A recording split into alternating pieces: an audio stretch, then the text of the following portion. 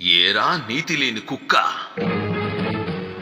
మన కింద పనిచేసే వాళ్ళకి తిండి బట్ట ఇచ్చి అండగా నిలబడి ఆశ్రయం ఇవ్వడం యజమానిగా మన ధర్మం.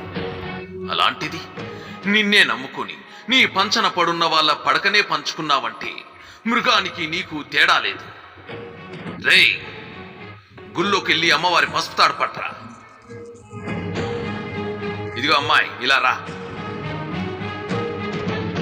ఏ చేతులతో అయితే ఆ అమ్మాయి జీవితాన్ని నాశనం చేశావో అదే చేతులతో ఆ అమ్మాయి మెళ్ళో తాలి కట్టి కొత్త జీవితాన్నివ్వు.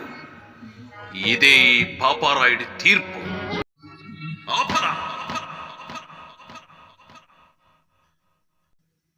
అంతకు మించి ఒక్క మాట ఎక్కువ మాట్లాడితే నీ నాలుక చీరేస్తాను.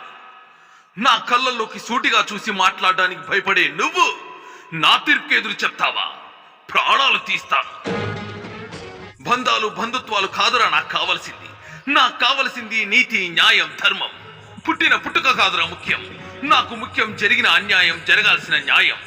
రేయ్, ఇయ్యరా తాలి, కట్టరా వెళ్ళి.